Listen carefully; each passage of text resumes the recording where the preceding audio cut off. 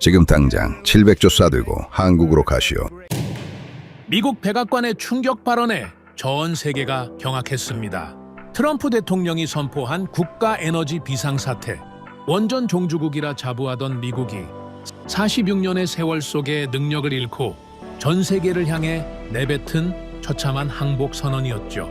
전력 고갈로 국가 붕괴 위기에 처한 미국이 필사적으로 지구본을 돌려 찾아낸 단 하나의 구세주. 전 세계에서 유일하게 원전 생태계를 살아있는 괴물처럼 키워온 나라. 네, 바로 대한민국입니다. K원전 기술에 미국은 무려 700조 원을 들고 머리를 숙였습니다. 그리고 2026년 텍사스 황무지의 태극기가 꽂히는 순간 세계는 경악했고 경쟁국들은 침묵했습니다. 아니 대체 한국의 진짜 정체가 뭡니까? 700조 원의 거대한 판을 장악하고 미국의 밤을 밝히게 된 대한민국의 소름 돋는 스케일. 대체 무슨 일이 벌어진 겁니까? 그 전에 잠깐 1초 만에 누를 수 있는 좋아요 버튼을 꾹 눌러주시면 영상 제작에 아주 큰 힘이 됩니다. 그럼 바로 시작하겠습니다. 2025년 1월 백악관에서 긴급 전화가 걸려왔습니다. 저는 빅터 녹스, 35년간 미국 원전을 지켜온 엔지니어였죠. 보글 원전 현장에서 새벽까지 도면을 붙잡고 있던 밤이었습니다. 전화기 너머로 들린 건 단 한마디였습니다. 녹스, 내일 아침 워싱턴으로 와라. 에너지부 차관보의 목소리가 평소와 달랐습니다. 떨고 있었죠. 그 순간 저도 처음으로 손이 떨리기 시작했습니다. 다음 날 아침 대통령이 국가 에너지 비상사태를 선포했습니다. 세계 최강대국 미국이 전기가 모자라 나라가 멈출 수 있다고 공식적으로 인정한 겁니다. 저는 차 안에서 그 뉴스를 들었습니다. 라디오 앵커의 목소리도 흔들리고 있었죠. 이건 정치가 아니라 생존의 문제였다는 걸 저는 그 순간 깨달았습니다. 워싱턴에 도착하니 회의실에 12명이 앉아 있었습니다. 에너지부 차관, 국방부 자문관, 민간 전력회사 대표들, 그리고 저 빅터 녹스. 서로 눈을 마주치지 않더군요. 화면에 숫자 하나가 떴습니다. 향후 5년간 부족한 전력량이었습니다. 그 숫자를 보는 순간 회의실 전체가 얼어붙었죠. 아무도 말을 하지 못했습니다. 그 침묵이 답이었습니다. 미국은 스스로의 전기를 감당하지 못하는 나라가 되어 있었던 겁니다. 에너지부 차관이 먼저 입을 열었습니다. 현재 미국 전역에서 승인 대기 중인 데이터 센터만 200곳이 넘습니다. 이 시설들이 가동되면 필요한 전력은 원전 30기 분량입니다. 국방부 자문관이 테이블을 손가락으로 두드리며 물었죠. 원전 30기를 언제까지 지을 수 있습니까? 아무도 대답하지 못했습니다. 왜냐하면 우리 모두 답을 알고 있었거든요. 지을 수 없다는 걸요. 여러분, 이게 어떤 상황인지 아시겠습니까?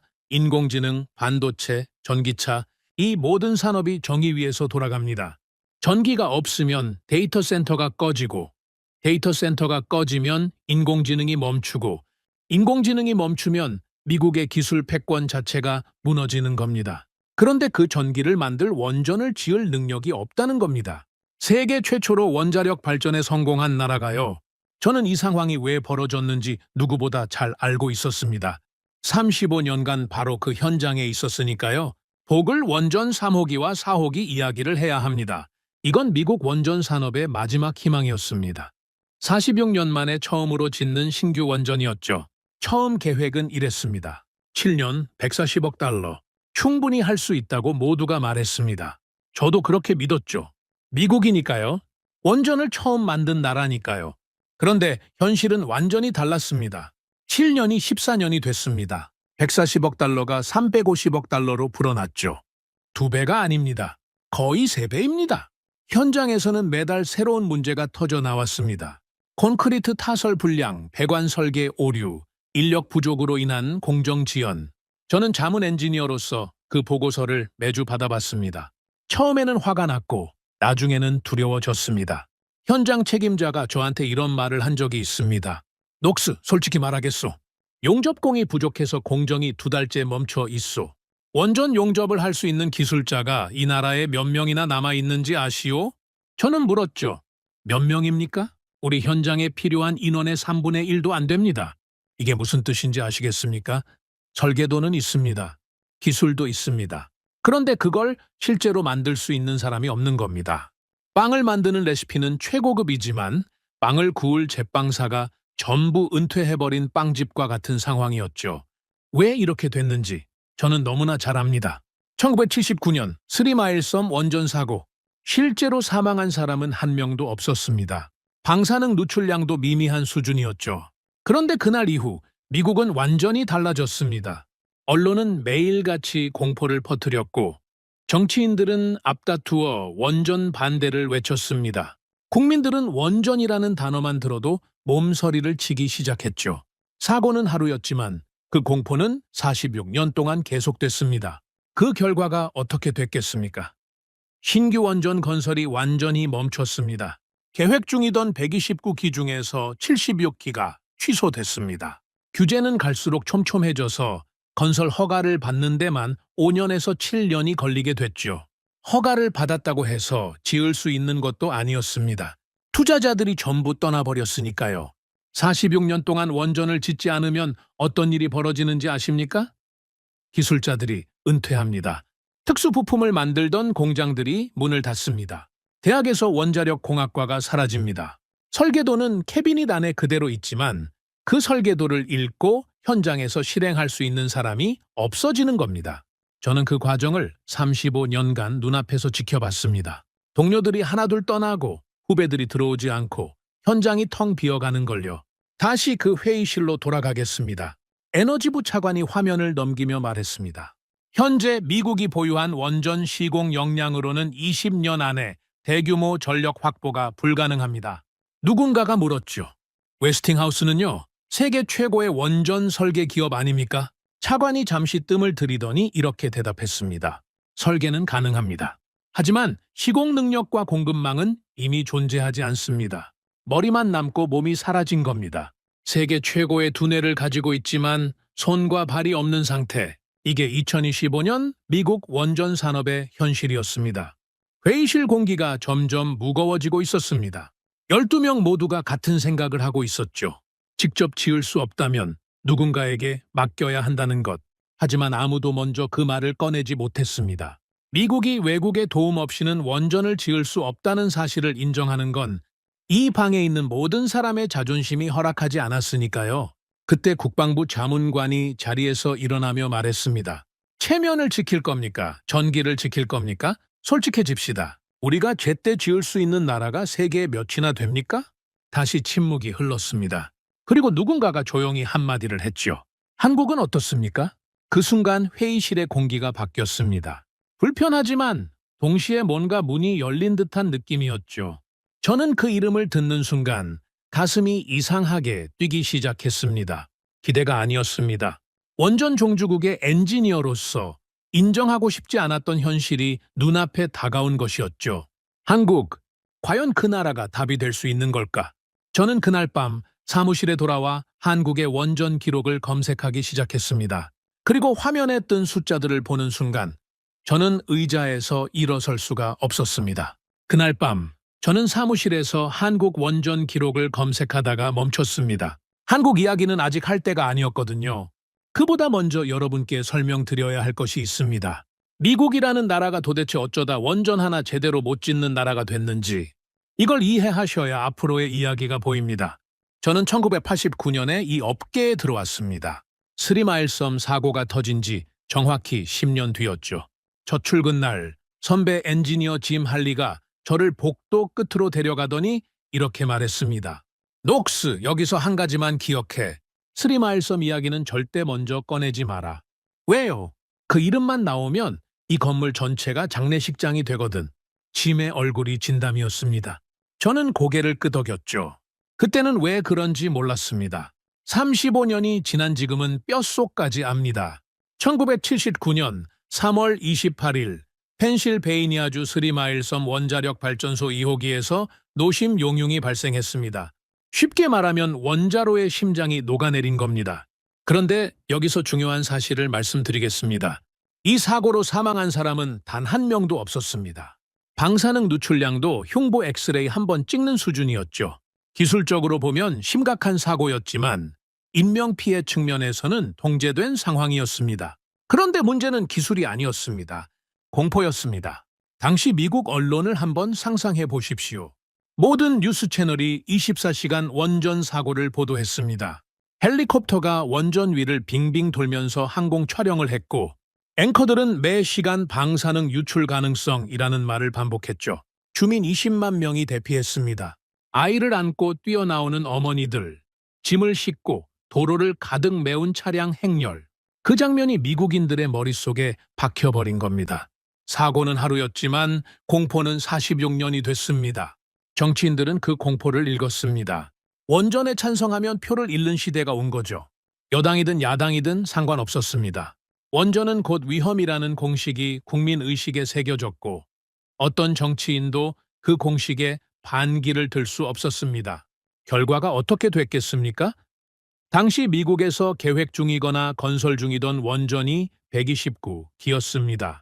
그중 76기가 취소됐습니다. 절반이 넘는 숫자죠. 착공 직전에 취소된 것도 있었고 절반까지 지어놓고 중단된 것도 있었습니다. 그 현장에 있던 기술자들은 어떤 심정이었겠습니까? 그리고 규제가 시작됐습니다. 이건 이해를 좀 하셔야 합니다. 원전 규제 자체는 필요한 겁니다. 안전은 타협의 대상이 아니니까요. 문제는 규제가 안전을 위한 것이 아니라 건설 자체를 막는 방향으로 진화했다는 겁니다. 저와 20년 넘게 함께 일한 동료가 있었습니다. 톰 브래들리, 규제 문서 전문가였죠. 어느 날 저녁, 톰이 책상 위에 서류 두 뭉치를 나란히 올려놓더니 저를 불렀습니다. 빅터, 이리 와서 이것 좀 봐. 뭔데? 왼쪽이 20년 전에 내가 작성한 허가 신청서야. 3,000쪽이지. 그러면 오른쪽은? 작년에 제출한 거야. 15,000쪽. 저는 두 뭉치의 높이 차이를 보면서 웃음이 나올 뻔했습니다. 톰은 웃지 않았죠. 5배야, 빅터. 서류가 5배가 됐어. 그런데 원전이 5배 더 안전해졌냐고? 아니지. 그래, 서류만 5배 늘어난 거야. 안전은 현장에서 만드는 건데 우리는 사무실에서 종이를 만들고 있는 거라고. 톰은 그렇게 말하고 씁쓸하게 웃었습니다. 그 웃음이 아직도 잊히질 않아요. 미국 원자력 규제위원회 NRC의 허가를 받지 않으면 원전 건설은 시작조차 할 수 없습니다. 스리마일섬 이전에는 허가에 2년이면 충분했는데 사고 이후에는 5년이 됐고 나중에는 7년까지 늘어났습니다. 7년입니다. 허가만 받는데 7년이요. 그것도 허가가 나온다는 보장이 없죠. 허가를 받았다고 끝이 아닙니다. 환경영향평가, 주정부 승인, 지역주민공청회, 법적 소송 대응. 이 모든 절차를 통과해야 했습니다. 한 단계에서 이의가 제기되면 전체 일정이 올스톱이죠. 반핵단체들은 이 구조를 정확히 알고 있었고 매 단계마다 어김없이 소송을 걸었습니다. 합법적인 방법으로 건설을 원천 봉쇄한 겁니다. 그러니 민간 투자자들이 어떻게 하겠습니까? 허가에 7년, 건설에 10년, 총 17년. 그 사이에 정권이 바뀌고 규제가 바뀌고 여론이 뒤집힙니다. 수조 원을 투자해놓고 중간에 멈출 수도 있다는 뜻이죠. 하나둘 떠나기 시작하더니 결국 아무도 남지 않았습니다. 46년입니다. 46년 동안 미국에서 신규 원전이 단 한 기도 완공되지 못했습니다. 한 세대가 지나고도 남는 시간이죠. 그 세월 동안 원전 산업에서는 돌이킬 수 없는 일들이 벌어졌습니다. 먼저 사람이 사라졌습니다. 저와 함께 복을 원전 현장에서 일했던 현장 책임자 마이크 세비지가 한 말을 평생 잊지 못합니다. 어느 날 마이크가 저한테 전화를 걸어왔습니다. 목소리가 지쳐 있었죠. 녹스, 큰일 났어. 무슨 일인데? 용접공이 모자라서 공정이 2달째 멈춰 있어. 2달이나? 충원은 안 되는 거야? 충원을 하려면 자격증 있는 원전 용접공이 있어야 할 거 아냐? 이 나라에 그런 사람이 몇 명이나 남아있는 줄 알아? 저는 물었습니다. 몇 명인데? 마이크가 한숨을 쉬더니 이렇게 말했죠. 우리 현장에 필요한 인원의 3분의 1도 안 돼, 빅터. 3분의 1. 잠시 전화기 너머로 침묵이 흘렀습니다. 그리고 마이크가 덧붙였죠. 이 친구들 탓이 아니야. 배울 기회가 없었던 거야. 우리가 40년 동안 아무것도 안 지었잖아. 이게 무슨 상황인지 아시겠습니까? 설계도는 있습니다. 기술도 있습니다. 그런데 그걸 실제로 만들 수 있는 사람이 없는 겁니다. 빵을 만드는 레시피는 세계 최고인데 그 레시피대로 빵을 구울 제빵사가 전부 은퇴해버린 빵집. 그게 미국이었습니다. 제가 복을 현장에서 직접 겪은 일을 하나 더 말씀드리죠. 원전 배관 설치 작업이 있었는데 숙련공이 부족하니까 경험이 적은 기술자들을 투입할 수밖에 없었습니다. 결과가 어떻게 됐겠습니까? 배관 용접 불량이 터졌습니다. 전체 공정이 석 달이나 밀렸죠. 석 달이면 수억 달러가 허공으로 날아가는 겁니다. 현장 감독이 보고서를 들고 오더니 테이블 위에 탁 내려놓으며 이렇게 말했습니다.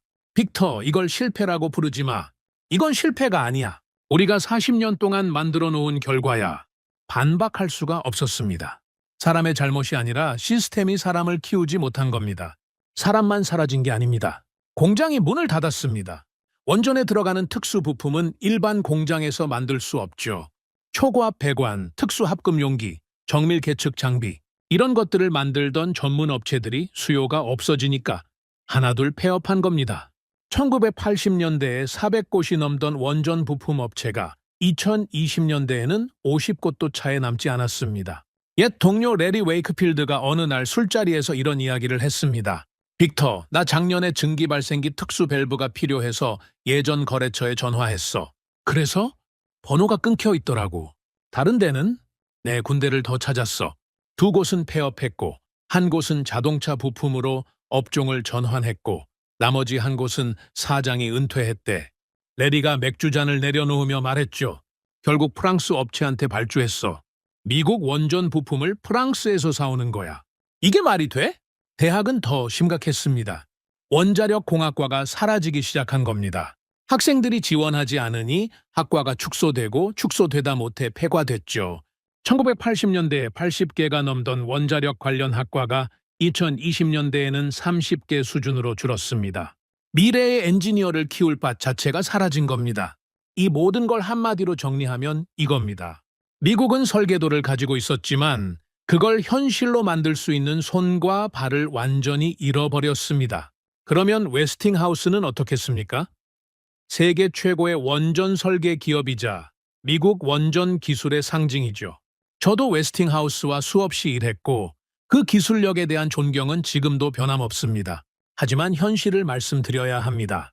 웨스팅하우스의 한 간부와 저녁을 먹은 적이 있습니다. 식사가 끝날 무렵 그 사람이 와인잔을 내려놓더니 조용히 말했죠.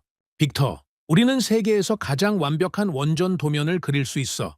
자신 있게 말할 수 있지. 알고 있네. 그런데 말이야, 그 도면대로 지을 수 있는 현장이 미국에 남아 있느냐고 묻는다면 그는 거기서 말을 끊었습니다. 5초쯤 침묵이 흘렀을 겁니다. 나는 솔직히 자신이 없네. 그 사람의 표정을 저는 잊을 수가 없습니다. 자존심과 체념이 동시에 묻어나는 얼굴이었죠. 세계 최고의 두뇌를 가졌지만 손과 발이 없는 상태. 머리만 남고 몸이 사라진 겁니다. 이게 2025년 미국 원전 산업의 민낯이었습니다. 규제는 안전을 지키려 했지만 결과적으로 산업을 죽였습니다. 공포가 정책을 지배했고 정책이 현장을 질식시켰고 현장이 죽으니 사람과 기술이 함께 사라졌습니다. 이건 한두 사람의 잘못이 아닙니다. 46년간 온 나라가 함께 만들어낸 구조적 붕괴였습니다. 저는 그날 회의실에서 돌아와 책상 앞에 오래 앉아 있었습니다. 짐 할리가 첫날 저한테 했던 말이 떠올랐죠. 3마일섬 이야기는 꺼내지 마라. 이제야 그 말의 무게를 알겠더군요. 그건 금기가 아니었습니다. 애도였습니다. 이 산업 전체가 그날 이후로 장례식장이었던 겁니다. 그리고 저는 다시 컴퓨터 앞에 앉았습니다. 회의실에서 누군가가 조용히 꺼낸 그 이름. 한국. 솔직히 말씀드리겠습니다. 저는 한국을 잘 몰랐습니다. 원전을 꽤 잘 짓는 나라라는 정도는 알고 있었죠. 하지만 그건 잘하는 하청국 정도의 인식이었습니다. 미국이 한국한테 도움을 요청해야 할 상황이 올 거라고는 단 한 번도 상상한 적이 없었습니다. 반신반의하며 검색을 시작했습니다. 한국의 원전 건설 기록, 공기관리 데이터, 최근 해외 프로젝트 실적, 화면에 숫자들이 뜨기 시작했습니다. 저는 처음에 데이터가 잘못된 줄 알았습니다. 다시 확인했습니다. 세 번째 확인했을 때 저는 모니터에서 눈을 뗄 수가 없었습니다. 의자에서 일어날 수도 없었죠. 이건 제가 알던 세계가 아니었습니다. 모니터를 세 번째 확인하고도 믿기지 않았습니다. 하지만 그 이야기를 드리기 전에 먼저 제가 왜 그토록 놀랐는지를 이해하셔야 합니다. 한국 데이터를 보기 전에 저는 다른 나라들을 먼저 살펴봤거든요. 미국이 못 짓는다면 도대체 누가 지을 수 있는지 전 세계를 뒤졌습니다. 가장 먼저 떠오른 나라는 중국이었습니다. 중국은 지금 세계에서 가장 많은 원전을 짓고 있는 나라죠. 기술력도 있고 인력도 있고 돈도 있습니다. 그런데 회의실에서 중국 이름이 나오자마자 국방부 자문관이 고개를 저었습니다.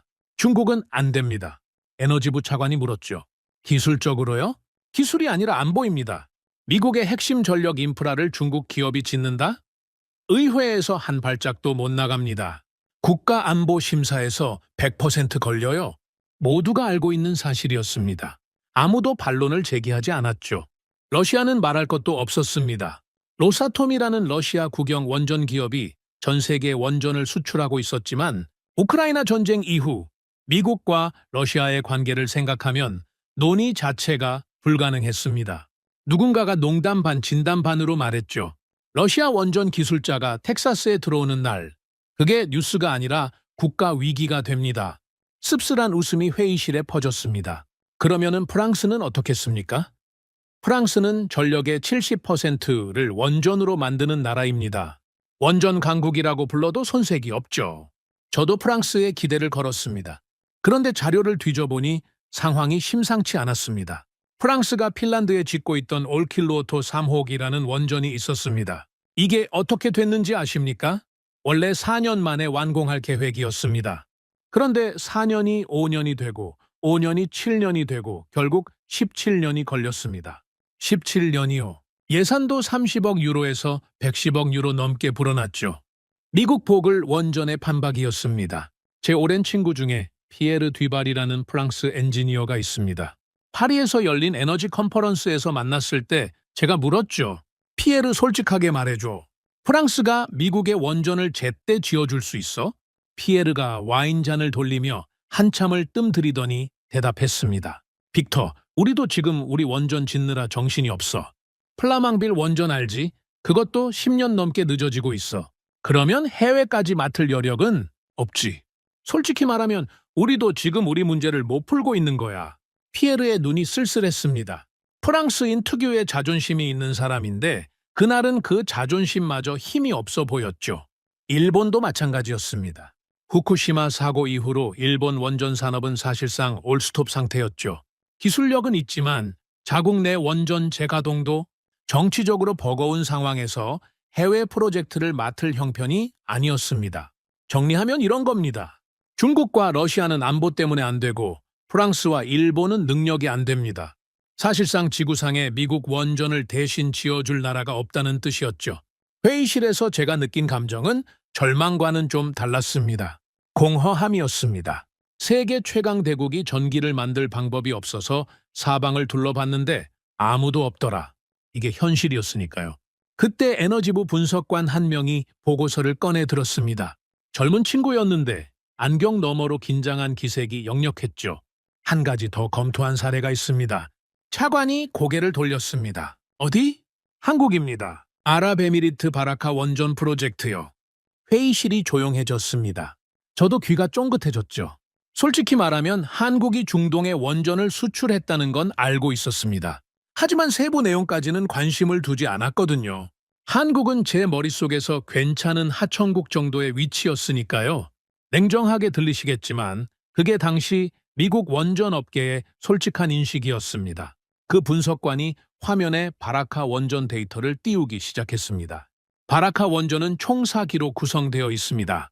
1호기 착공이 2012년이었고 상업 운전 개시가 2021년입니다. 누군가가 물었죠. 공기가 얼마나 지연됐습니까? 분석관이 대답했습니다. 약간의 일정 조정은 있었지만 실질적으로 당초 계획에 근접하게 완공됐습니다. 그 순간 회의실 분위기가 바뀌었습니다. 눈에 보이지는 않지만 공기가 달라진 걸 느낄 수 있었죠. 보글 원전이 7년 계획에서 14년으로 2배가 뻥튀기 된 나라 사람들이 앉아있는 자리였으니까요. 예산은요? 차관이 물었습니다. 총 사업비 약 244억 달러. 당초 계획 대비 약간의 증가는 있었지만 서방 원전 프로젝트들과 비교하면 사실상 계획 범위 내입니다. 국방부 자문관이 안경을 벗으며 말했습니다. 잠깐, 지금 4기를 거의 제때, 거의 예산 내에 지었다는 겁니까? 그렇습니다. 사막 한가운데서? 네, 아랍에미리트 사막입니다. 저는 가만히 앉아서 그 숫자들을 머릿속으로 돌려봤습니다. 미국은 이 기 짓는데 14년 걸리고 예산이 3배로 뛰었는데 한국은 사막 한가운데서 사기를 거의 계획대로 지었다는 겁니다. 같은 시대, 같은 지구 위에서 벌어진 일이었습니다. 저는 그날 밤 사무실로 돌아와 한국 원전 데이터를 본격적으로 파기 시작했습니다. 파면 팔수록 놀라운 것들이 나왔죠. 한국은 1978년 고리 1호기를 시작으로 지금까지 25기 이상의 원전을 건설했습니다. 그것도 쉬지 않고요. 미국이 스리마일섬 이후로 46년 동안 한 기도 못 짓는 사이에 한국은 계속 지었습니다. 멈추지 않았다는 게 핵심입니다. 이게 왜 중요한지 아십니까? 원전 건설이라는 건 한 번 멈추면 다시 시작하기가 거의 불가능한 산업이기 때문입니다. 미국이 증명했지 않습니까? 46년 멈추니까 사람이 사라지고 공장이 문 닫고 대학이 폐과되고 한국은 그 함정에 빠지지 않은 겁니다. 저는 한국의 공급망 데이터를 보다가 모니터 앞에서 혼잣말을 했습니다. 이게 진짜야? 원전에 들어가는 주요 부품의 국산화율이 80%가 넘었습니다. 미국이 부품 하나 구하려고 프랑스까지 전화를 돌리는 사이에 한국은 자국 내에서 거의 모든 부품을 조달하고 있었던 겁니다. 그것도 수천 개의 협력업체가 살아서 움직이고 있었죠. 살아있는 공급망, 이 표현이 가장 정확합니다. 미국의 공급망이 46년간 서서히 죽어간 시체였다면 한국의 공급망은 피가 돌고 심장이 뛰는 살아있는 생명체였습니다. 설계가 끝나면 부품이 바로 들어오고 부품이 도착하면 숙련공이 바로 설치하고 문제가 생기면 현장에서 바로 해결합니다. 이 사이클이 끊기지 않고 돌아가고 있었던 겁니다. 며칠 뒤 저는 복을 현장에서 함께 일했던 마이크 세비지한테 전화를 걸었습니다. 마이크, 한국 바라카 원전 자료 본 적 있어? 대충은. 왜? 대충이 아니라 제대로 한번 봐. 나한테 연락 줄 테니까. 이틀 뒤에 마이크한테서 전화가 왔습니다. 목소리가 평소와 달랐습니다. 빅테오, 봤어? 봤어? 잠시 침묵이 흘렀습니다. 이거 실화야? 숫자가 맞는 거야? 나도 3번 확인했어. 마야. 마이크가 깊은 한숨을 내쉬었습니다. 우리가 보글에서 삽질하고 있을 때 이 사람들은 사막에서 사기를 지었다는 거잖아. 그래. 그것도 제때. 그래. 다시 침묵이 흘렀죠. 마이크가 천천히 말했습니다. 빅터, 나 이 업계에서 30년을 일했는데 이런 기분은 처음이야. 부러운 게 아니라 부끄러운 거야. 저도 같은 기분이었습니다. 35년간 미국 원전이 세계 최고라고 믿어왔는데 그건 과거의 영광일 뿐이었습니다. 현재 진행형으로 원전을 제때 예산 안에 안전하게 지을 수 있는 나라. 제가 전 세계를 뒤져본 결과 그 조건을 모두 충족하는 나라는 단 하나였습니다. 한국이었습니다. 중국과 러시아는 기술이 있어도 안보 때문에 안 되고 프랑스와 일본은 자기 문제도 못 풀고 있고 한국만이 기술, 인력, 공급망, 실적을 모두 갖추고 있었습니다. 잘하는 나라 정도가 아니었습니다. 유일한 나라였습니다. 이건 제 자존심이 인정하기 싫어하는 결론이었습니다. 원전 종주국 미국의 엔지니어가 한국을 유일한 답이라고 인정하는 건 솔직히 말하면 굴욕에 가까운 감정이었죠. 하지만 저는 감정이 아니라 수치로 판단하는 사람입니다. 그리고 수치는 명확했습니다. 미국은 멈췄고 한국은 계속 움직였다. 그 차이가 46년이 쌓이니까 이런 결과가 된 겁니다. 저는 보고서를 정리하기 시작했습니다. 다음 회의에서 발표해야 했거든요. 키보드를 치면서 자꾸 같은 생각이 떠올랐습니다. 우리는 설계도를 가지고 있었지만 한국은 실제로 짓고 있었다. 우리는 과거의 영광에 기대고 있었지만 한국은 현재의 실력을 쌓고 있었다. 우리는 멈춰 있었고 한국은 한 번도 멈추지 않았다. 다음 회의에서 제가 이 자료를 펼치는 순간 회의실이 어떻게 될지 뻔했습니다. 반발이 나올 겁니다. 왜 하필 한국이냐? 미국의 자존심은 어디 갔느냐? 그런 말들이 쏟아지겠죠. 하지만 저는 각오하고 있었습니다. 체면을 지킬 것인가? 전기를 지킬 것인가? 그 질문의 답은 이미 정해져 있었으니까요. 서류를 마무리하고 사무실 불을 끄려는데 창밖으로 워싱턴 시내의 불빛이 보였습니다. 수백만 개의 불빛이 빛나고 있었죠. 저 불빛 하나하나가 전기로 돌아가고 있다는 사실을 사람들은 당연하게 여기고 있을 겁니다. 스위치를 올리면 불이 켜지고 콘센트를 꽂으면 전기가 흐르고 그게 얼마나 거대한 시스템 위에서 돌아가는 건지 아무도 생각하지 않죠. 그런데 그 시스템이 무너지려 하고 있었습니다. 그리고 그걸 살릴 수 있는 나라가 한국이라는 사실을 이제 저는 부정할 수 없었습니다. 한국을 부르는 건 선택이 아니었습니다. 생존이었습니다. 보고서를 들고 회의실에 들어간 순간 분위기가 심상치 않았습니다. 전날까지 12명이던 참석자가 25명으로 불어나 있었거든요. 에너지부, 국방부뿐만 아니라 상원에너지위원회 소속 의원 2명, 웨스팅하우스 부사장, 그리고 노동부 관계자까지 와 있었습니다. 누군가가 제 보고서 내용을 미리 흘린 거였죠. 저는 직감적으로 알았습니다. 오늘 이 자리가 순탄하지 않을 거라는 걸요. 발표를 시작했습니다. 한국의 바라카 원전 실적, 공기관리 데이터, 공급망 현황, 화면에 숫자가 하나씩 뜰 때마다 회의실이 조금씩 술렁였습니다. 마지막 슬라이드를 넘기며 제가 말했죠. 현재 미국이 필요로 하는 조건, 즉 대형 원전을 제때 예산 내에 안전하게 지을 수 있는 역량을 갖춘 나라는 제가 조사한 바로는 한국이 유일합니다. 3초쯤 침묵이 흘렀을 겁니다. 그리고 터졌습니다. 상원의원 리처드 맥코이가 자리에서 벌떡 일어났습니다. 텍사스 출신이었죠? 얼굴이 이미 붉어져 있었습니다. 녹스 씨, 지금 무슨 소리를 하는 겁니까? 미국 원전을 외국에 맡기자는 겁니까? 의원님, 저는 현실적인 대안을 제시하는 겁니다. 현실적인 대안? 이게 현실적이라고요? 미국이 건국 이래 자국 에너지를 외국에 의존한 적이 있습니까? 의원님, 지금 미국은 자국 원전을 자력으로 지을 수 없는 상황입니다. 그러면 지을 수 있게 만들어야지. 왜 남의 나라를 데려옵니까? 맥코이 의원의 목소리가 회의실 전체를 눌렀습니다. 주먹으로 테이블을 내리치더군요. 그 소리에 몇몇이 움찔했죠. 저는 가만히 서서 그를 바라봤습니다. 화가 난 게 아니라는 걸 알았거든요. 두려운 거였습니다. 미국이 혼자 힘으로 해결할 수 없다는 사실이 두려운 거였죠. 그때 옆에 앉아있던 또 다른 의원, 캐롤라이나 출신의 제닛 파월이 손을 들었습니다. 녹스 씨, 한 가지만 묻겠습니다. 이 내용이 언론에 나가면 어떻게 됩니까? 어떤 의미에서 말씀하시는 겁니까? 미국이 한국한테 원전 건설을 부탁한다. 이 헤드라인이 나가면 국민들이 어떻게 받아들일 것 같습니까? 저는 잠시 숨을 고르고 대답했습니다. 의원님, 저는 헤드라인을 관리하는 사람이 아닙니다. 전력을 관리하는 사람이죠. 그리고 지금 이 나라의 전력이 위험합니다. 파월 의원이 입술을 꽉 다물었습니다. 반박하고 싶었지만 수치 앞에서 할 말이 없었던 거죠. 하지만 정치인들의 반발은 시작에 불과했습니다. 진짜 문제는 다른 데서 터졌습니다. 회의가 끝나고 이틀 뒤 미국 건설노조 텍사스 지부에서 공식 성명이 나왔습니다. 핵심 내용은 이거였죠. 미국 원전은 미국 노동자가 지어야 한다. 외국 기업의 참여는 미국 일자리를 빼앗는 행위다. 언론이 이걸 물고 늘어졌습니다. 다음날 아침 주요 뉴스 채널마다 비슷한 헤드라인이 깔렸죠. 미국 원전의 굴욕, 한국의 SOS, 원전 종주국의 몰락, 자존심마저 포기하나, 미국 노동자를 버리고 한국을 선택한다. 톰 브래들리가 그 기사들을 프린트해서 제 책상 위에 올려놨습니다. 저는 헤드라인들을 훑어보다가 톰한테 물었죠. 톰, 이거 보면서 어떤 생각 들어?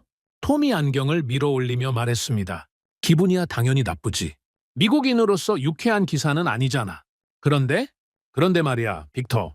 자존심으로 전기를 만들 수 있으면 좋겠는데 안 되잖아. 톰은 그렇게 말하고 커피를 한 모금 마셨습니다. 쓴 커피를 마시는 표정이 유난히 씁쓸해 보였죠. 노조의 반발은 이해할 수 있었습니다. 일자리 문제니까요.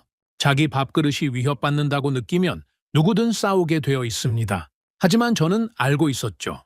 지금 미국의 원전을 지을 수 있는 숙련공 자체가 없다는 걸요. 없는 일자리를 지킨다고 외치는 건 빈 접시를 붙잡고 밥을 빼앗기지 않겠다고 소리치는 것과 다를 바 없었습니다. 그런데 정치와 노조보다 더 골치 아픈 문제가 있었습니다. 규제 기관이었죠. 미국 원자력규제위원회 NRC에서 비공식적으로 신호가 왔습니다. 제 옛 동료 앨런 모리스가 NRC에서 일하고 있었는데 점심을 먹자고 연락이 왔죠. 만나자마자 앨런의 표정이 무거웠습니다. 빅터, 솔직히 말할게. 말해. NRC 안에서 한국 건 상당히 부정적이야. 왜? 기술적 문제가 있어? 아니, 기술적으로는 문제가 없어. 한국 원전 인증은 이미 상당 부분 진행돼 있고. 그러면 뭐가 문제야? 앨런이 포크를 내려놓고 저를 똑바로 쳐다봤습니다. 전례가 없다는 거야. 외국 기업이 미국 본토에서 대형 원전 건설의 핵심 역할을 맡은 적이 한 번도 없어. NRC 입장에서는 새로운 허가 체계를 만들어야 하는데 그걸 누가 책임지겠어? 시간이 얼마나 걸릴 것 같은데? 앨런이 고개를 저었습니다. 빨라야 2년, 느리면 5년. 5년? 지금 우리한테 5년이 어딨어? 나도 알아, 빅터. 하지만 NRC는 속도가 아니라 절차를 우선시하는 곳이야. 너도 잘 알잖아. 알고 있었죠. 너무나 잘 알고 있었습니다. 전례가 없다는 말이 NRC에서 나오면 그건 사실상 하지 않겠다는 뜻이거든요. 새로운 걸 승인하면 책임이 생기고, 책임이 생기면 리스크가 생기고, 리스크가 생기면 자리가 위태로워집니다. 관료 시스템의 본능이죠. 움직이지 않는 것이 가장 안전한 선택이니까요. 저는 앨런한테 물었습니다. 앨런, 만약에 허가가 2년 안에 안 나오면 어떻게 돼? 프로젝트 일정이 밀리겠지. 일정이 밀리면 전력 공백이 현실화되겠지. 전력 공백이 현실화되면 앨런이 대답 대신 물잔을 들어 한 모금 마셨습니다. 손이 미세하게 떨리고 있었죠. 대답할 필요가 없었습니다. 우리 둘 다 그 결과를 너무 잘 알고 있었으니까요. 그리고 웨스팅하우스 문제가 있었습니다. 이건 가장 미묘한 부분이었죠.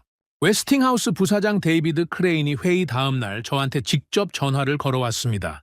목소리가 차분했지만 그 밑에 깔린 감정은 명확했습니다. 빅터, 자네 보고서 잘 봤네. 감사합니다, 데이비드. 한 가지 확인하고 싶은 게 있어. 자네 제안대로 한국이 시공을 맡는다면 설계 주도권은 어디에 있는 건가? 당연히 웨스팅하우스죠. 설계는 미국 기술이 중심이 돼야 합니다. 그 당연하다는 게 말이야. 현장에서도 당연하게 지켜질까? 저는 그 질문의 속뜻을 바로 알아챘습니다.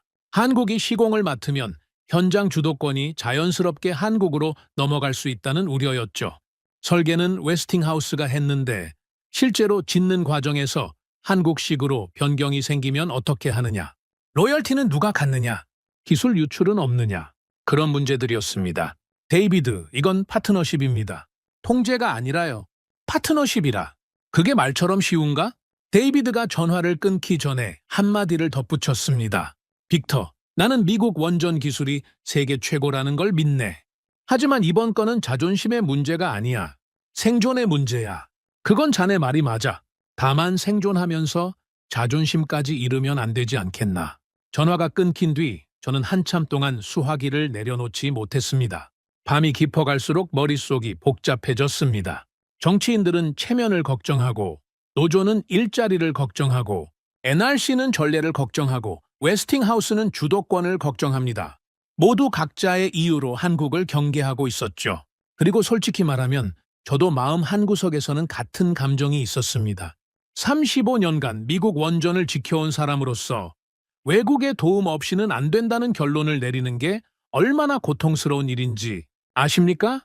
이건 단순히 자존심 문제가 아닙니다. 제 인생 전체를 부정하는 것과 같은 기분이었습니다. 제가 35년간 지켜온 것이 결국 이 지경이 됐다는 자책감. 내가 더 잘했어야 하는 거 아닌가? 내가 더 소리를 질렀어야 하는 거 아닌가? 그런 생각이 새벽 내내 머리를 떠나지 않았습니다. 그날 밤 사무실에서 혼자 앉아 있는데 아내 캐서린한테서 전화가 왔습니다. 빅터, 아직도 사무실이야? 응. 좀 복잡한 일이 있어서. 또 원전 때문이지. 캐서린이 잠시 뜸을 들이더니 말했습니다. 당신이 옳다고 생각하는 걸 해. 35년간 그래왔잖아. 이번에는 좀 달라. 내가 옳다고 생각하는 게 이 나라 사람들이 듣고 싶어 하는 말이 아니거든. 듣고 싶은 말을 해주는 게 당신 일이야? 아니잖아. 사실을 말하는 게 당신 일이지. 저는 그 말에 아무 대답도 못했습니다. 캐서린은 항상 그랬죠. 복잡한 문제를 한 문장으로 정리해버리는 사람이었습니다. 전화를 끊고 나서 저는 창밖을 바라봤습니다. 워싱턴의 야경이 여전히 환하게 빛나고 있었죠. 저 불빛들이 꺼질 수도 있다는 사실을, 저 불빛 아래 살고 있는 사람들은 상상도 못할 겁니다. 그리고 결심했습니다. 다음 회의에서 저는 한 발도 물러서지 않을 겁니다. 맥코이 의원이 소리를 질러도, NRC가 전례를 들먹여도, 웨스팅하우스가 자존심을 내세워도 저는 숫자를 말할 겁니다. 사실을 말할 겁니다. 체면을 지킬 것인가, 전기를 지킬 것인가? 이 질문에 대한 제 답은 이미 정해져 있었습니다. 문제는 이 나라가 그 답을 받아들일 준비가 되어 있느냐는 것이었죠. 결심은 했지만 현실은 녹록하지 않았습니다. 한국을 불러야 한다는 제 주장에 동의하는 사람보다 반대하는 사람이 압도적으로 많았거든요. 정치인, 노조, 규제기관, 심지어 제 동료 엔지니어들까지 사방이 벽이었습니다. 그런데 상황을 바꾼 건 제가 아니었습니다. 한국이었죠. 에너지부 내부에서 비공식적으로 한국 측과 첫 기술 협의가 잡혔습니다. 공식 파트너십 논의가 아니라 말하자면 한번 만나서 얘기나 들어보자 수준이었죠. 솔직히 말하면 반신반의가 아니라 구할반의 일할 기다의 정도였습니다. 회의실에 모인 미국 측 엔지니어 8명 중에서 한국에 호의적이었던 사람은 저 포함 2명뿐이었으니까요. 마이크 세비지가 그날 아침 회의실에 들어오면서 저한테 귓속말을 했습니다. 빅터, 나 솔직히 기대 안 해. 프랑스 팀이 왔을 때도 프레젠테이션은 끝내주더라고. 화려한 슬라이드에 멋진 그래프. 그런데 현장에서는 완전 딴판이었잖아? 일단 들어보자, 마이크. 들어는 보지. 근데 또 다른 약속이겠지, 뭐. 마이크가 팔짱을 끼고 의자에 기대 앉았습니다. 전형적인 증명해봐라 자세였죠. 한국 팀이 들어왔습니다. 5명이었습니다. 저는 그 순간을 아직도 선명하게 기억합니다. 왜냐하면 첫인상부터 예상과 달랐거든요.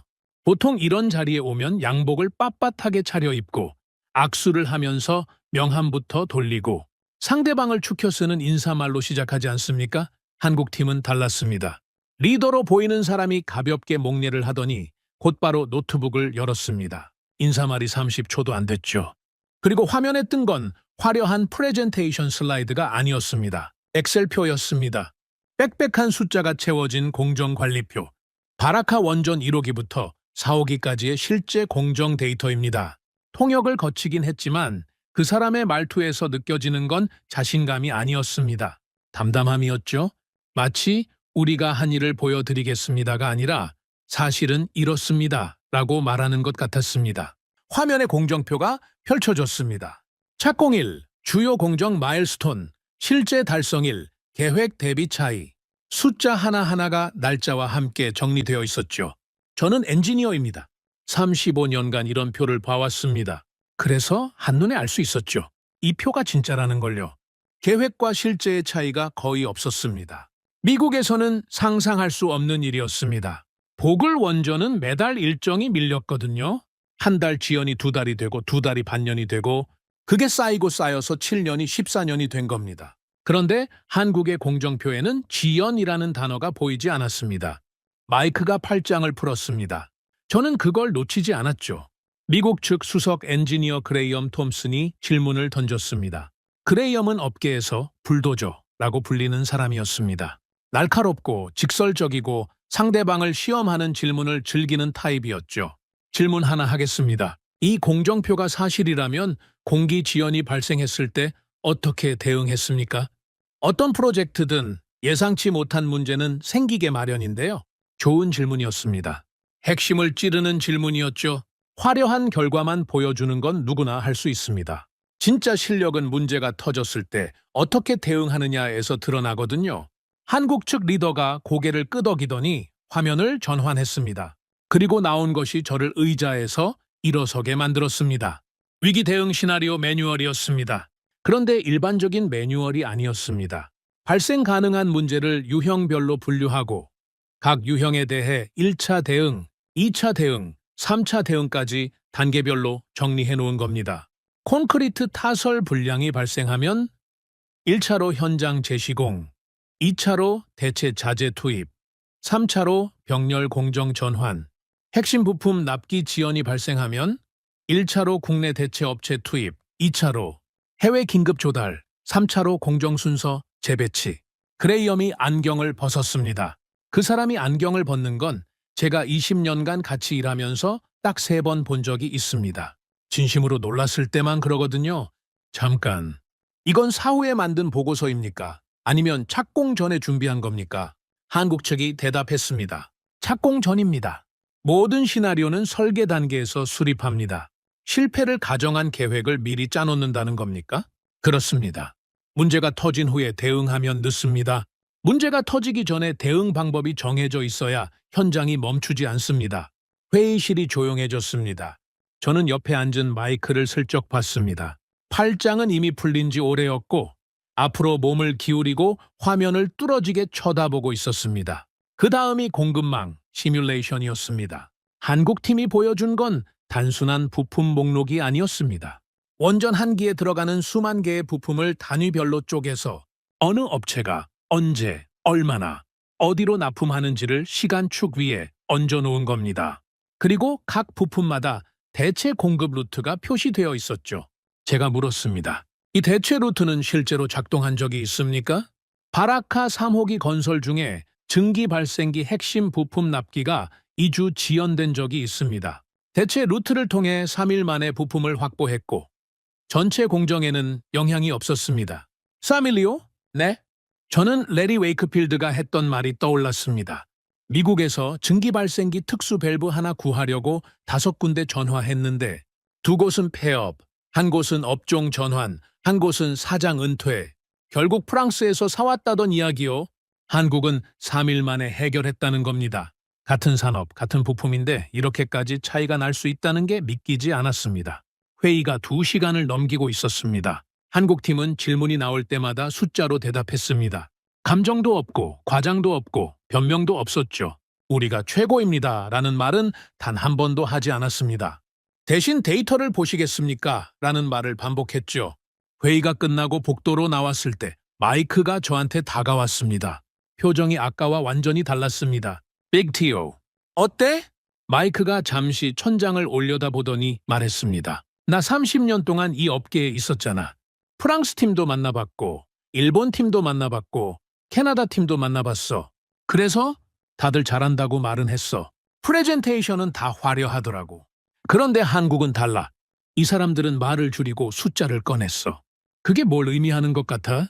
마이크가 저를 똑바로 쳐다보며 말했습니다. 실제로 해본 사람들이라는 뜻이지.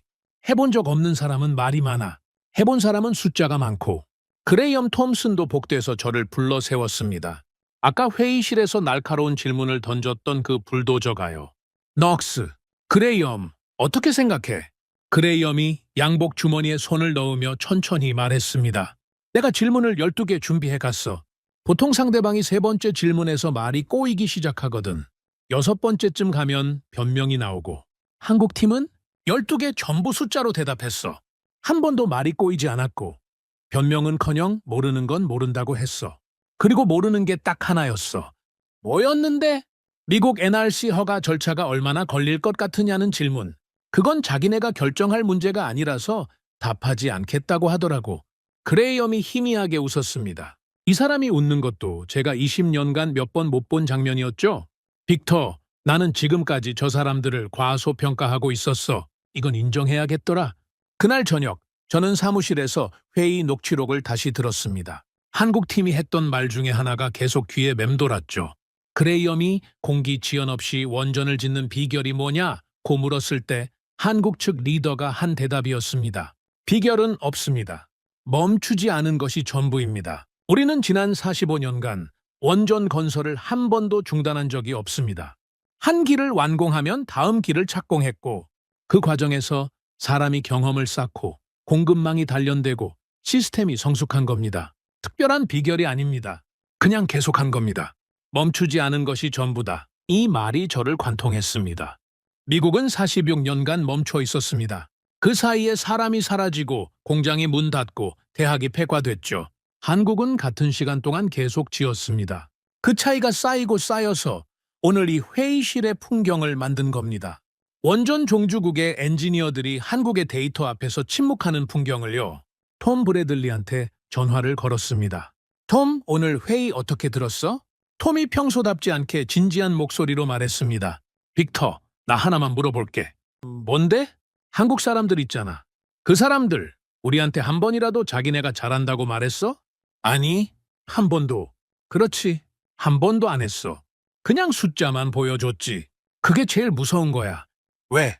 진짜 실력이 있는 사람은 자기 입으로 잘한다고 말할 필요가 없거든. 숫자가 대신 말해주니까 전화를 끊고 저는 오래 생각했습니다. 한국은 우리에게 아무것도 약속하지 않았습니다. 화려한 미래를 그려주지도 않았고 자기네가 최고라고 자랑하지도 않았죠. 그냥 자기들이 해온 일을 숫자로 보여줬을 뿐입니다. 그런데 그게 우리가 받은 어떤 프레젠테이션보다 강력했습니다. 우리는 설명했고 한국은 실행했다. 우리는 계획을 말했고 한국은 결과를 보여줬다. 그 차이가 회의실의 공기를 바꿔놓은 겁니다. 하지만 회의실의 공기가 바뀌었다고 해서 문제가 해결된 건 아니었습니다. 엔지니어들은 설득됐지만 정치판은 여전히 요지부동이었죠. 상원에서는 여전히 반대 목소리가 높았고 노조는 성명서를 연이어 내고 있었고 NRC는 검토 중이라는 답변만 반복했습니다. 그리고 무엇보다 시간이 없었습니다. 데이터 센터 착공 일정은 다가오고 있었고 전력 수급 시나리오는 날이 갈수록 빨간색으로 물들고 있었습니다. 한국의 실력은 확인됐지만 그 실력을 현실에 투입하려면 정치, 안보 규제라는 세 겹의 벽을 동시에 넘어야 했습니다. 저는 그날 밤 책상 서랍에서 오래된 사진 한 장을 꺼냈습니다. 30년 전 제가 처음 원전 현장에 섰을 때 찍은 사진이었죠. 젊고 자신감 넘치는 얼굴의 빅터 녹스가 거기 있었습니다. 그때 저는 미국 원전이 영원할 거라고 믿었습니다. 사진을 내려놓고 모니터를 봤습니다. 한국의 공정 데이터가 아직 화면에 떠 있었죠. 멈추지 않은 나라의 기록이었습니다. 저는 중얼거렸습니다. 이번엔 다를 수 있을까? 답은 아직 없었습니다. 하지만 한 가지는 확실했죠. 한국이 보여준 건 희망이 아니었습니다. 증거였습니다. 그리고 증거 앞에서는 자존심도 정치도 결국 무릎을 꿇게 되어 있습니다. 문제는 그게 얼마나 빨리 일어나느냐였습니다. 시간은 우리 편이 아니었으니까요. 엔지니어들의 마음은 움직였지만 워싱턴은 꿈쩍도 하지 않았습니다. 한국팀이 보여준 데이터가 아무리 완벽해도 정치의 언어는 숫자가 아니라 여론이거든요. 그리고 여론은 여전히 차가웠습니다. 그런데 생각지도 못한 곳에서 압력이 들어왔습니다. 빅테크였죠. 마이크로소프트, 구글, 아마존, 메타, 이 네 회사가 거의 동시에 연방정부에 공식 서한을 보냈습니다. 내용의 핵심은 이거였습니다. 향후 3년 안에 대규모 전력이 확보되지 않으면 우리는 데이터 센터 신규 투자 계획을 해외로 이전할 수밖에 없다. 이건 협박이 아니었습니다. 생존의 문제였죠. 인공지능 하나를 훈련시키는데 원전 한 기가 만드는 전력이 필요한 시대가 된 겁니다. 에너지부 차관이 긴급 회의를 소집했습니다. 이번에는 분위기가 이전과 확연히 달랐죠. 빅테크가 해외로 나가겠다는 건 곧 일자리가 나가겠다는 뜻이고 일자리가 나가면 세수가 줄고 세수가 줄면 정치인들의 재선이 위태로워집니다.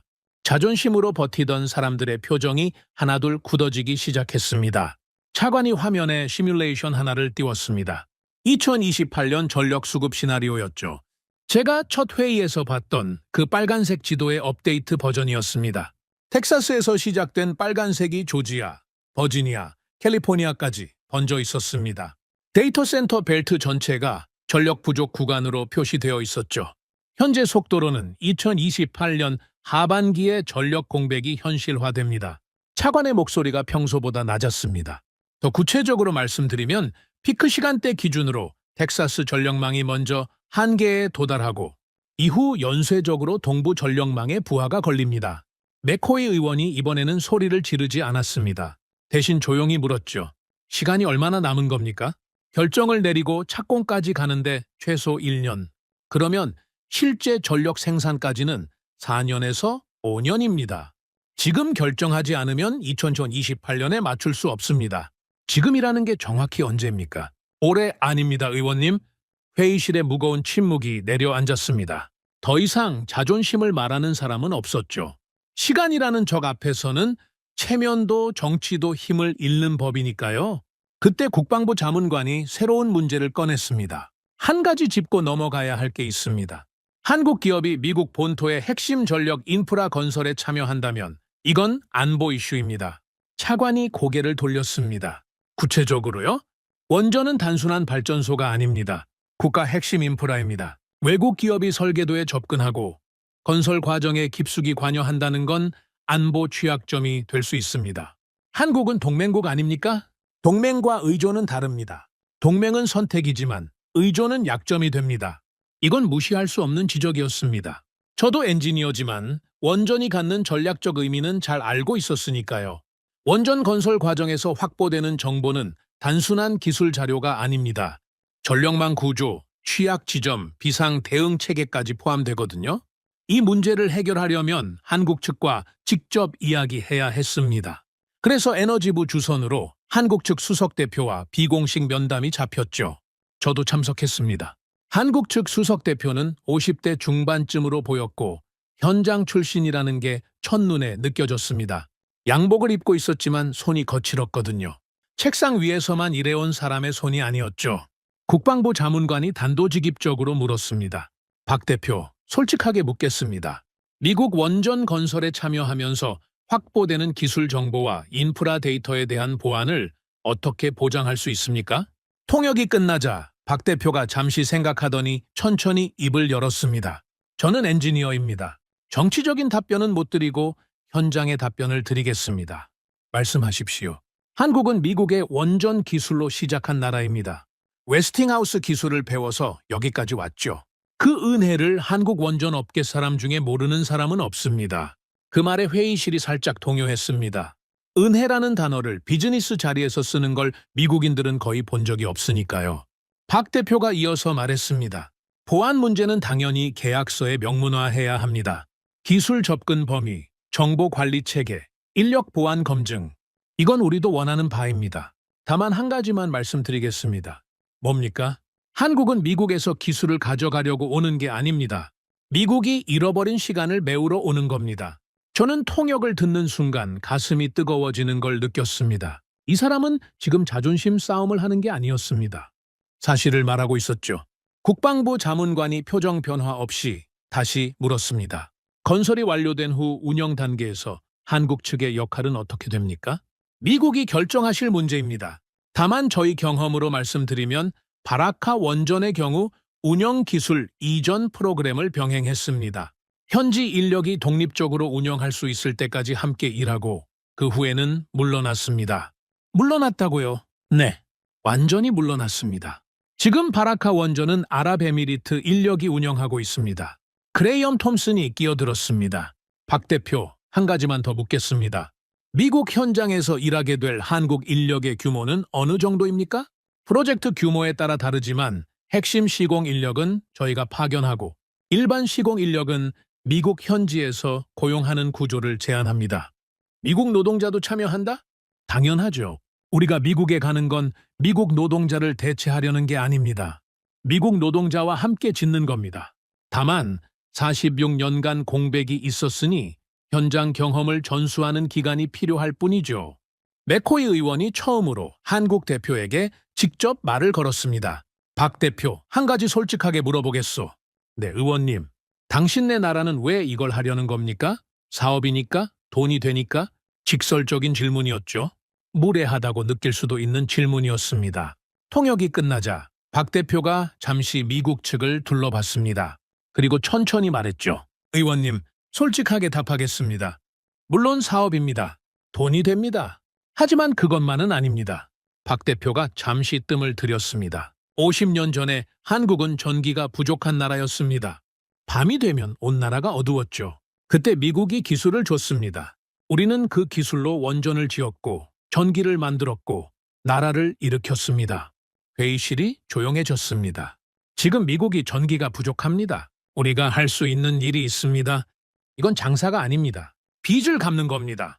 통역이 끝난 뒤 3초쯤 아무도 말을 하지 않았습니다. 맥코이 의원이 고개를 살짝 숙였죠. 그게 수긍이었는지 당혹이었는지는 모르겠습니다. 하지만 그 이후로 맥코이 의원은 더 이상 반대 발언을 하지 않았습니다. 회의가 끝나고 저는 박 대표와 복도에서 마주쳤습니다. 악수를 청하면서 제가 물었죠. 박 대표, 아까 회의에서 빚을 갚는 거라고 하셨는데 진심이었습니까? 박 대표가 웃으며 대답했습니다. 녹스 씨, 한국 사람들은 받은 은혜를 잊지 않습니다. 다만 갚는 방식이 좀 다를 뿐이죠.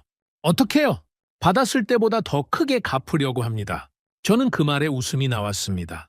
자신감이 아니라 진심에서 나오는 말이었거든요.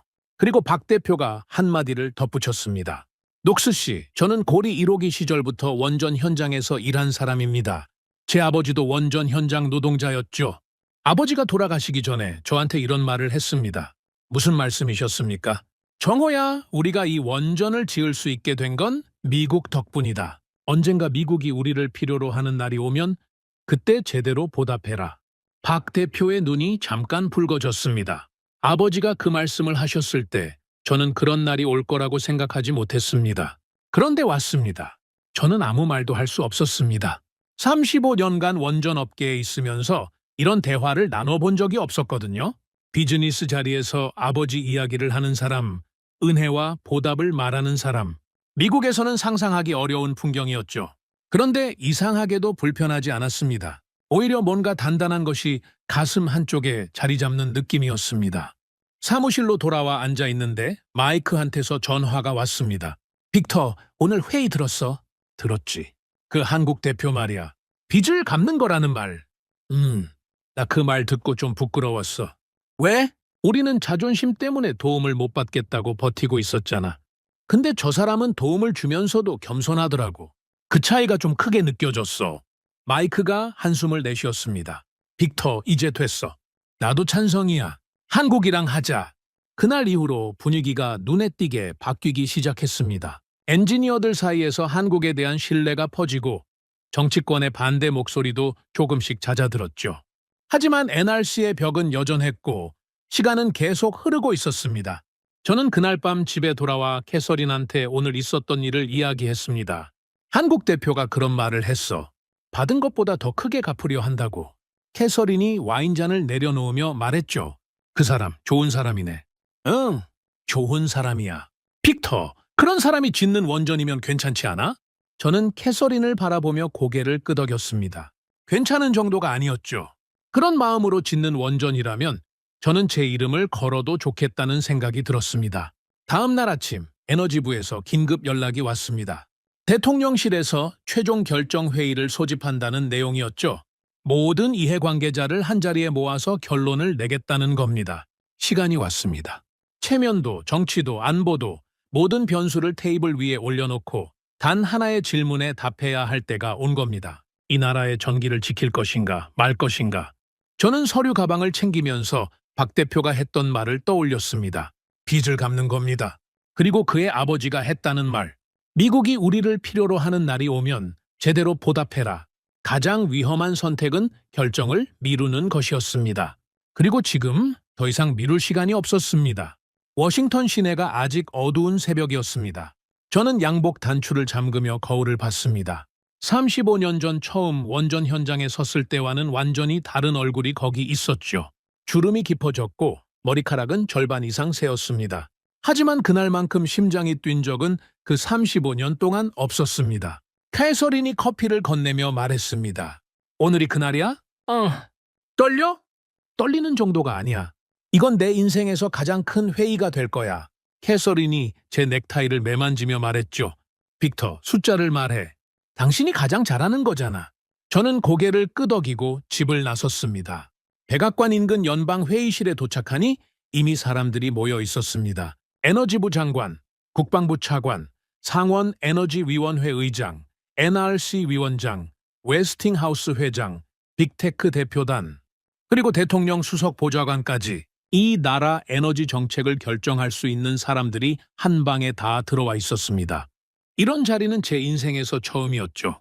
에너지부 장관이 회의를 열었습니다. 오늘 이 자리에서 결론을 내겠습니다. 더 이상 미룰 시간이 없다는 건 여기 계신 모든 분이 아실 겁니다. 그리고 화면에 프로젝트 개요가 떴습니다. 저는 그 순간을 평생 잊지 못할 겁니다. 텍사스 북부, 사막 한가운데 초대형 전력 캠퍼스를 건설한다는 계획이었습니다. 대형 원전 4기, 소형 모듈 원전, 가스 발전소, 태양광, 에너지 저장 시설까지 한꺼번에 짓는 프로젝트. 총 발전 용량 11기가와트. 미국 가정 약 1,000만 가구의 전력을 공급할 수 있는 규모였죠. 그리고 화면 하단에 숫자가 떴습니다. 총 사업비 약 5천억 달러. 한국 돈으로 환산하면 약 700조 원이었습니다. 회의실에서 누군가가 숨을 들이켰습니다. 700조 원이라는 숫자의 무게를 체감한 거겠죠. 단일 에너지 프로젝트로는 미국 역사상 최대 규모였습니다. 아니, 인류 역사상 최대 규모라고 해도 과언이 아니었죠. 에너지부 장관이 이어서 말했습니다. 이 프로젝트의 핵심은 대형 원전 4기입니다. 이 4기가 제때 완공되지 않으면 전체 캠퍼스의 기저전력이 확보되지 않고 프로젝트 자체가 무너집니다. 문제는 누가 이 원전을 짓느냐는 겁니다. 화면이 전환됐습니다. 후보국 비교 분석이었죠. 중국, 러시아, 프랑스, 일본, 한국 각 나라의 원전 건설 역량이 항목별로 정리되어 있었습니다. 안보, 공기 준수율, 예산 준수율, 공급망 현황, 실적. 중국은 안보 항목에서 빨간색이었습니다. 러시아는 두말할 것도 없었죠. 프랑스는 공기 준수율에서 빨간색, 올킬루오토 3호기의 17년 지연이 거기 적혀 있었습니다. 일본은 공급망 현황에서 빨간색, 후쿠시마 이후 산업 생태계가 위축된 상태였죠. 한국만 모든 항목이 초록색이었습니다.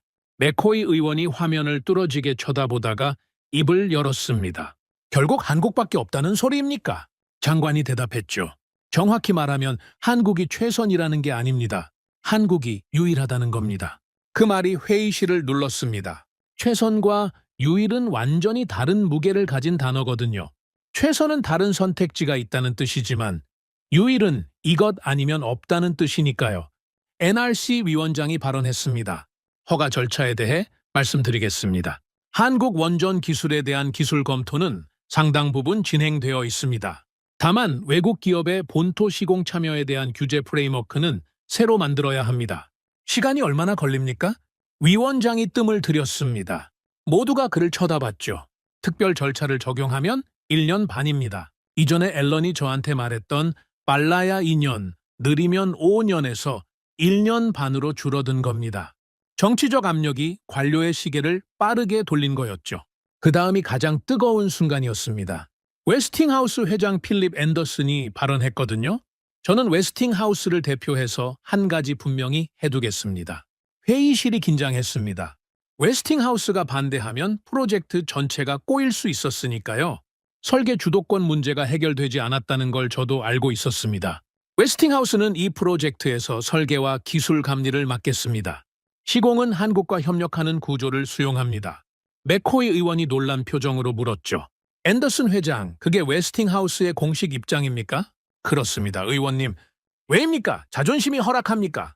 필립 앤더슨이 안경을 벗으며 말했습니다. 의원님, 자존심으로 원전을 지을 수 있으면 저도 그러고 싶습니다. 하지만 현실을 말씀드리겠습니다. 우리에게는 세계 최고의 설계 기술이 있지만 그걸 제때 현실로 만들 수 있는 시공 역량이 지금은 없습니다. 한국에는 있습니다. 이건 패배가 아니라 분업입니다. 저는 그 말을 들으면서 데이비드 크레인의 전화 통화가 떠올랐습니다.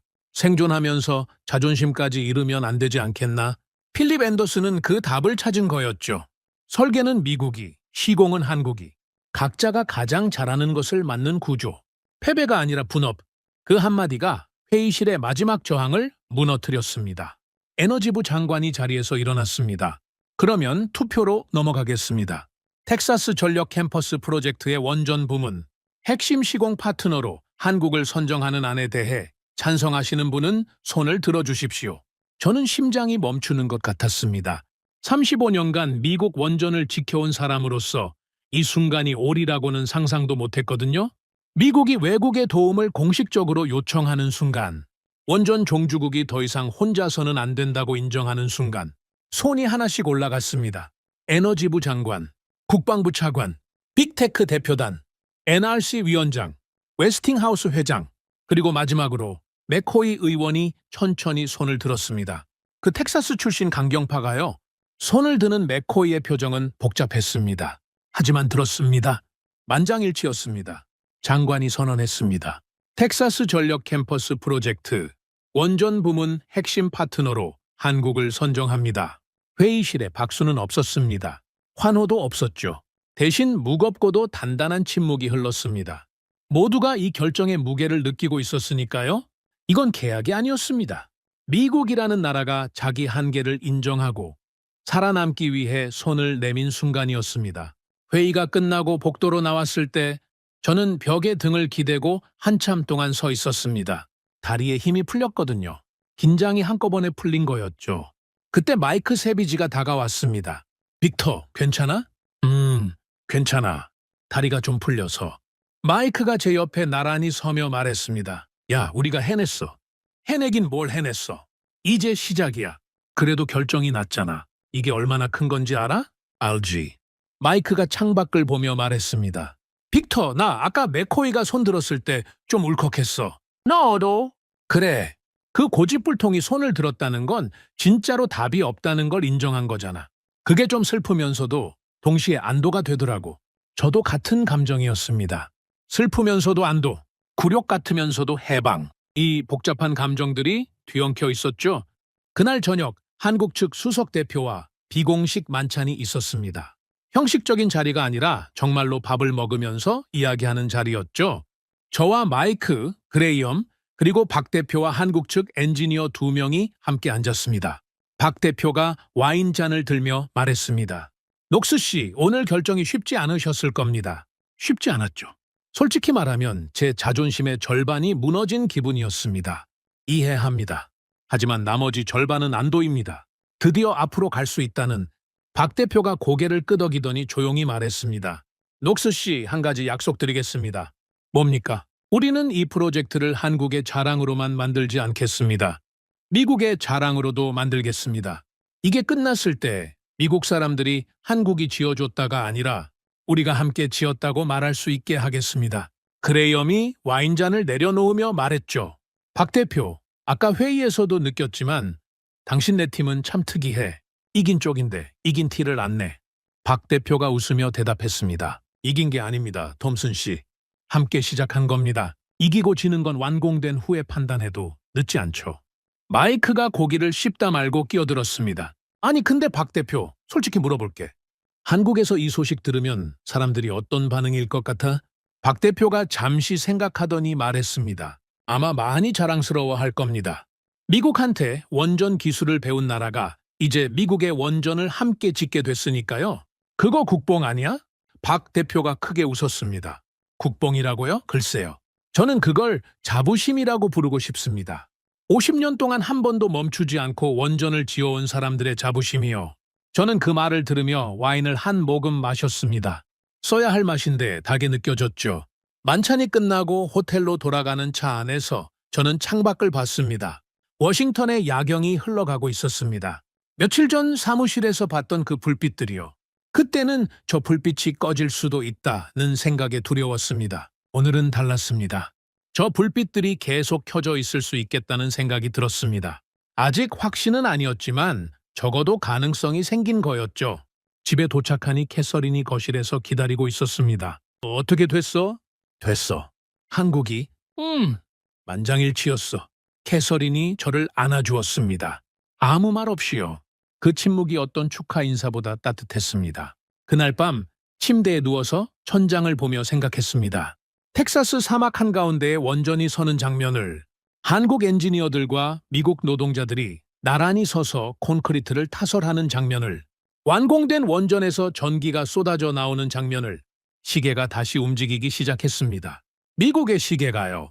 46년 동안 멈춰 있던 그 시계가 한국이라는 태엽을 만나 다시 돌기 시작한 겁니다. 하지만 저는 알고 있었습니다. 결정은 시작일 뿐이라는 걸요. 진짜 싸움은 이제부터였습니다.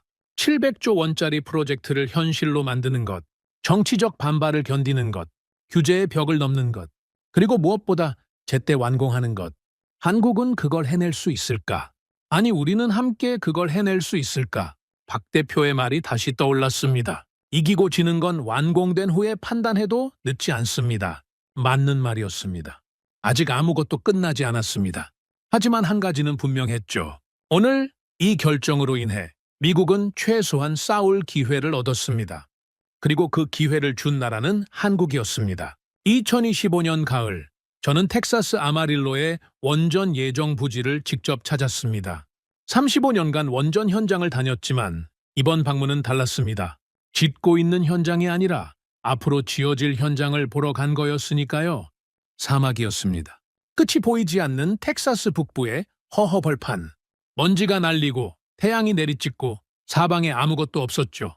그런데 그 아무것도 없는 땅 위에 깃발이 하나 꽂혀 있었습니다. 프로젝트 부지를 표시하는 측량 깃발이었습니다.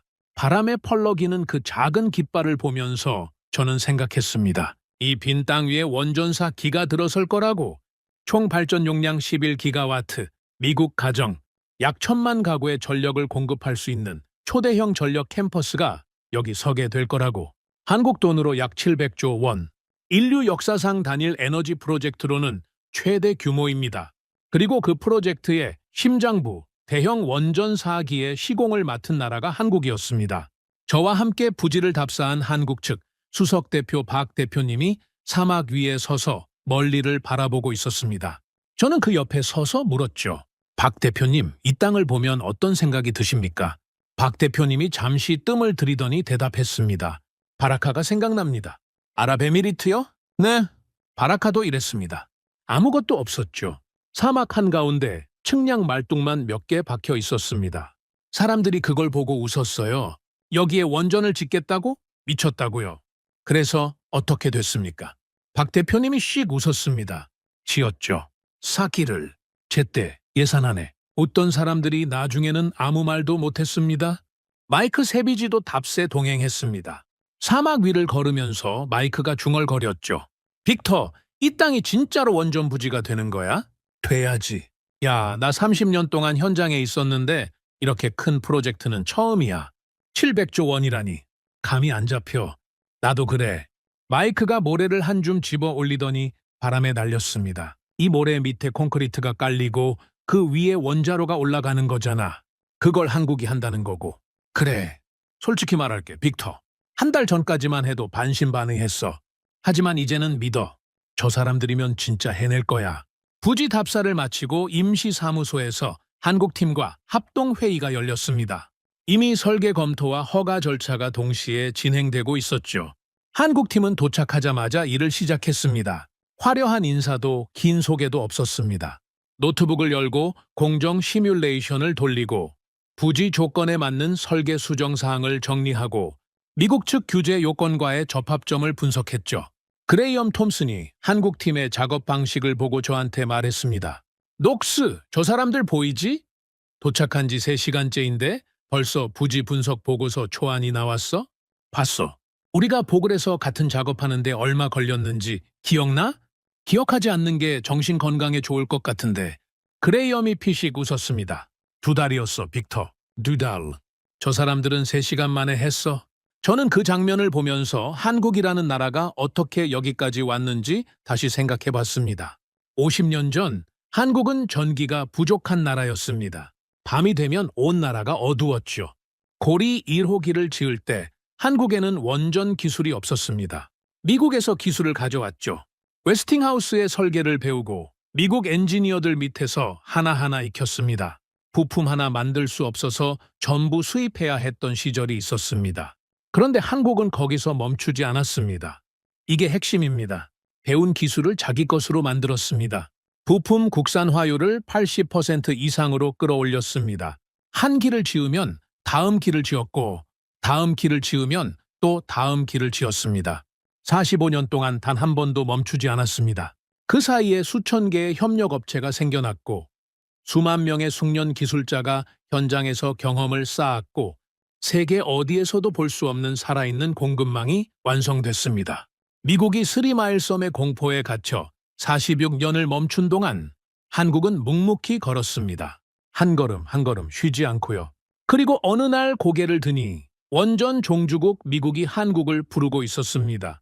부지 답사 둘째 날 저녁 임시 숙소에서 박 대표님과 단둘이 차를 마셨습니다.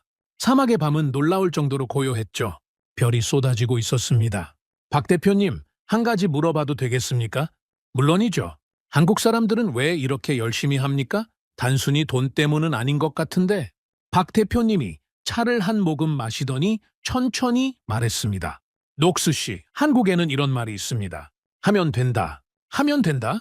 네, 단순한 말이죠. 하지만 이 세 글자에 한국의 50년이 담겨 있습니다. 전쟁으로 폐허가 된 나라가 원전을 짓겠다고 했을 때 세계가 웃었습니다. 반도체를 만들겠다고 했을 때도 웃었죠. 자동차를 수출하겠다고 했을 때도요. 그때마다 한국은 했습니다. 그리고 됐습니다. 박 대표님의 눈이 별빛을 받아 반짝였습니다. 녹스 씨, 우리는 못하는 걸 하는 게 아닙니다. 해야 하는 걸 끝까지 하는 겁니다. 원전도 마찬가지입니다. 미국이 지어달라고 해서 짓는 게 아닙니다. 이게 해야 할 일이니까 하는 겁니다. 저는 그 말을 듣고 한참 동안 밤하늘을 올려다봤습니다. 35년간 원전업계에 있으면서 이런 확신을 가진 사람들을 본 적이 있었던가? 미국에서는 원전이 정치의 도구가 되고 규제에 덫에 걸리고 여론의 희생양이 됐습니다. 하지만 한국에서는 원전이 국가의 자존심이었고 국민의 자부심이었고 다음 세대를 위한 약속이었습니다. 그 차이가 46년을 만들었구나. 저는 그때 비로소 완전히 이해했습니다. 한국에서 온 젊은 엔지니어 김 엔지니어가 밤늦게까지 부지 측량 데이터를 정리하고 있었습니다. 제가 다가가서 물었죠. 김 엔지니어, 이 늦은 시간까지 안 자고 뭐 하는 겁니까? 내일 아침 회의 전에 지질 분석 결과를 정리해놔야 해서요. 내일까지인데 왜 오늘 밤에? 김 엔지니어가 그제야 고개를 들고 저를 보며 말했습니다. 녹스 씨, 저희 현장에는 이런 말이 있어요. 오늘 할 수 있는 걸 내일로 미루면 내일은 이틀치를 해야 한다. 그러면 현장이 밀리거든요. 바라카에서도 그랬습니까? 네. 사막에서 사키 지으면서 하루도 안 쉬었습니다.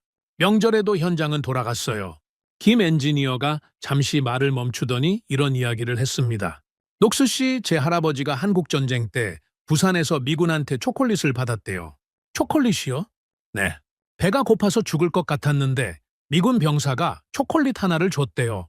할아버지가 돌아가실 때까지 그 이야기를 하셨어요. 그 초콜릿이 얼마나 달았는지. 김 엔지니어가 사막 하늘의 별을 올려다보며 말했습니다. 저는 지금 그 초콜릿 값을 갚고 있는 겁니다. 원전으로요. 저는 아무 말도 할 수 없었습니다. 목이 메었거든요. 이 젊은 친구는 할아버지의 초콜릿 하나를 기억하면서 텍사스 사막까지 와서 원전 부지를 측량하고 있었습니다. 박 대표님도 그랬고 이 젊은 엔지니어도 그랬습니다. 세대를 넘어서 이어지는 이 마음이 뭔지 저는 그때 처음으로 온전히 이해했습니다. 임시사무소로 돌아오는 길에 마이크한테 전화가 왔습니다. 빅터, 오늘 하루 어땠어? 마이크, 나 오늘 확실히 깨달은 게 하나 있어. 뭔데? 한국의 진짜 힘은 기술이 아니야. 그러면 뭔데? 멈추지 않는 거야. 포기하지 않는 거야. 한 세대가 시작한 일을 다음 세대가 이어받아서 끝까지 가는 거야. 할아버지가 고리 1호기에서 시작한 일을 아버지가 이어받고 아버지가 바라카에서 증명한 걸 아들이 텍사스에서 완성하려는 거야. 마이크가 잠시 침묵했습니다. 야, 빅터. 그거 좀 소름 돋는다. 나도 소름 돋았어. 근데 있잖아, 빅터. 나도 한 가지 느낀 게 있어. 뭔데? 한국 사람들이 우리 현장에 와서 일하는 거 보니까 우리가 잃어버린 게 뭔지 보이더라. 현장에 대한 애정이야. 우리는 언제부터인가 원전을 서류로만 다루기 시작했거든. 그런데 한국 사람들은 현장에서 먹고, 현장에서 자고, 현장에서 문제를 풀어. 원전이 그냥 일이 아니라 인생인 거야. 마이크의 목소리가 가라앉았습니다. 그게 부럽더라, 빅터. 솔직히. 전화를 끊고 저는 숙소 창밖을 봤습니다. 텍사스 사막의 밤하늘 아래 측량 깃발이 바람에 펄럭이고 있었습니다. 저 깃발이 서 있는 자리에 언젠가 원전이 우뚝 설 겁니다. 그 원전에서 전기가 쏟아져 나올 겁니다. 그 전기로 미국의 데이터 센터가 돌아가고 인공지능이 작동하고 이 나라가 살아남을 겁니다. 저는 빅터 녹스입니다. 미국 원전의 마지막 세대입니다. 35년간 이 산업을 지켜보면서 영광도 받고 몰락도 받습니다. 미국이 스스로 다시 일어설 거라 믿었고 결국 혼자 힘으로 해낼 거라 생각했습니다. 하지만 현실은 달랐습니다. 우리는 멈췄고 한국은 계속 움직였습니다. 한국이 우리를 구하러 온 게 아닙니다. 우리가 멈춰 있는 동안 그들은 준비를 멈추지 않았을 뿐입니다. 50년 전에 미국에서 받은 기술을 갈고 닦아서 세계 최고로 키워서 50년 뒤에 그 미국 앞에 당당히 선 겁니다. 배운 것보다 더 크게 돌려주겠다던 약속을 이 사람들은 진짜로 지키고 있었습니다. 언젠가 이 텍사스 사막 위에 원전이 완공되는 날, 저는 다시 이 자리에 서고 싶습니다. 그때 이 허허벌판 위에 우뚝 선 원전사 길을 올려다보면서 저는 이렇게 말할 겁니다. 멈추지 않은 나라가 결국 남았다고. 그리고 그 나라는 한국이었다고. 정의는 다시 흐르기 시작할 겁니다. 이 사막에서, 이 원전에서, 이 나라의 심장으로 그 전기의 시작점에 한국의 이름이 새겨질 겁니다. 조용히, 하지만 지워지지 않게. 이것이 제가 남기는 기록입니다. 원전 종주국의 엔지니어가 멈추지 않은 나라에 바치는 증언입니다. 오늘의 사연은 여기까지입니다. 구독과 좋아요는 영상 제작에 아주 큰 힘이 됩니다. 지금까지 감동테라스 저는 소희였습니다. 오늘도 우리 구독자님들의 가정에 따뜻한 행복이 가득하시길 진심으로 바라겠습니다. 긴 영상 끝까지 시청해주셔서 정말 감사합니다. 내일 더 좋은 이야기로 찾아뵙겠습니다. 감사합니다.